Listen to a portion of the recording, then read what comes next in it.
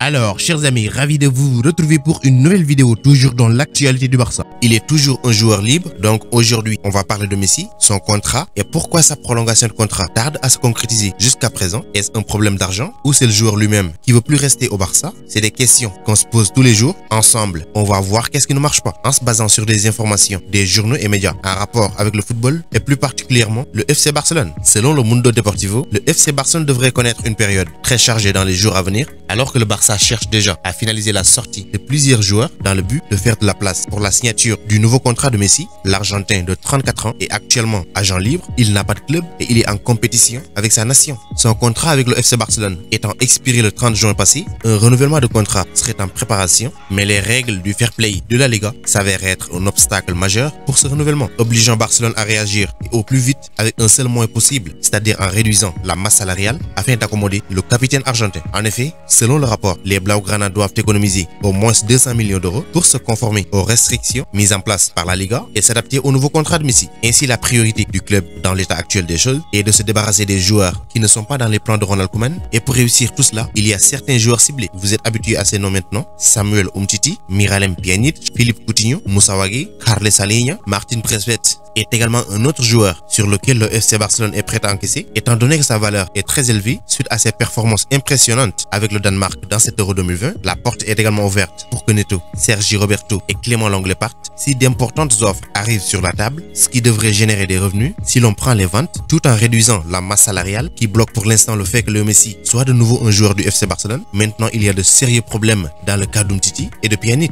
Le Barça envisage même de résilier leur contrat comme ils l'ont déjà fait avec Mateus Fernandes, et une telle option serait envisagée pour les autres joueurs qui hésitent également à partir. Et devinez quoi? Il y a des nouvelles qui sont sorties comme quoi que Mateus Fernandes va poursuivre le Barça en justice. Comme prétexte, le Barça n'a pas respecté son engagement envers lui. Mais bon, bref, c'est son problème entre lui et le Barça, d'autant plus qu'on ne connaît pas son talent. Outre les ventes et les sorties de joueurs, le Barça peut réduire sa masse salariale en réduisant les salaires de certains joueurs et on peut cibler ceux qui touchent plus, comme les exemples de Jordi Alba, Antoine Griezmann, Sergio Busquets, Ousmane Dembélé, Gérard Piqué, Roberto, et ces noms que je viens de citer peuvent potentiellement se voir proposer des contrats avec des réductions de salaire. Bien qu'une telle décision serait semée d'embûches, le dernier recours pour le Barça serait d'espérer que la Liga offre un assouplissement concernant ces règles afin qu'elle puisse intégrer la prolongation de Messi. Et la semaine passée, il y avait une rencontre entre Javier Tebas, le président de la Liga, et Joan Laporta, président du FC Barcelone, pour ensemble voir comment ils peuvent procéder pour y parvenir. Une telle décision, à savoir l'assouplissement des règles, a été catégoriquement exclue par Javier Tebas. Donc c'est une période délicate et c'est triste, alors que le Barça se décarcasse pour au moins trouver une solution et résoudre le problème le plus rapidement possible et ainsi obtenir rapidement la prolongation du contrat du talisman Léo Messi. Et d'autre part, il paraît qu'il y ait un sauveur à cette situation, ne serait-ce que pour le déchargement d'un poids lourd. C'est bien Guardiola qui a comme désir de renforcer sa ligne avant, ce qui n'est pas nouvelle. Avec le départ de Sergio Agüero, Manchester a désormais une place libre pour chasser un attaquant de classe. Harry Kane est l'option numéro 1 pour assumer ce rôle. Cependant, des négociations difficiles avec Tottenham ont poussé les Sky Blues à chercher des alternatives, alors que Sergio Agüero a déjà rejoint le Barça. Un joueur pourrait prendre l'autre sens du chemin qui mène cette fois vers le championnat anglais, alors que Pep Guardiola a ironiquement les yeux sur le set du club catalan comme son deuxième choix. Selon les rapports du fiable Tite Sport, le Français est considéré comme une alternative au cas où Tottenham décide de ne pas laisser partir Harry Kane. Fabio Paratici, le nouveau directeur général des Spurs, a récemment assuré que le club n'était pas intéressé à une vente de son joueur. Il ne fait aucun doute que le concerné est favorable à un départ de Tottenham. Il l'a déjà dit à ses dirigeants, mais cependant, le club ne partage pas sa vision. Dans de telles circonstances, la possibilité que le champion du monde 2018 déménage à Manchester City devient plus réaliste. La crise économique du FC Barcelone n'est plus une chose qu'on murmure et selon des infos plus tôt dans la journée d'hier, le FC Barcelone n'a pas enregistré ses 4 nouvelles recrues ni annoncé le renouvellement de Messi en raison de la masse salariale très élevée. Donc le besoin désespéré d'alléger le fardeau et de se conformer aux restrictions de la Ligue a poussé le conseil d'administration à l'extrême. Les ruptures de contrat dont on entend parler très rarement sont devenues la dose quotidienne des médias catalans. La Liga de son côté menace également le Barça de ne pas reconnaître les nouveaux joueurs ainsi que Léo Messi au cas où il signe un nouveau contrat parce que tout simplement le Barça dépasse largement les limites. Et avec deux nouveaux attaquants, à savoir Memphis Depay et Sergio Agüero, le FC Barcelone doit coûte que coûte libérer certains joueurs et Antoine Griezmann est l'un des rares avec un énorme salaire sur lequel le FC Barcelone pourrait encaisser de l'argent. Et avec Memphis Depay, on a un joueur de son profil à l'approche de la date date d'ouverture du mercato, le désespoir de City pour signer un attaquant et le désespoir de Barcelone concernant les ventes vont augmenter simultanément. Dans cette optique, les négociations entre le Barça et Manchester ne seront pas difficiles. Le transfert d'Antoine Griezmann à Manchester prend actuellement de l'ampleur et des sources plus fiables commencent à signaler la même chose. À vrai dire, c'est la seule et la meilleure voie à suivre pour les trois parties, que ce soit le joueur, le FC Barcelone et Manchester City. D'autant plus que la valeur marchande d'Antoine est très intéressante puisqu'elle s'élève à 60 millions d'euros depuis le 1er juin et il peut coûter plus cher parce que quoi qu'on puisse dire, il sera un joueur très important pour n'importe quel club dans lequel il joue et c'est un joueur également qui ne se blesse pas trop et en plus il fournit des efforts remarquables dans les tâches défensives. Donc c'était tout pour cette vidéo. Merci de l'avoir regardé jusqu'à sa fin. Continuez à vous abonner à la chaîne mais n'oubliez pas d'activer la cloche de notification. Vous êtes les meilleurs. Ciao, à bientôt.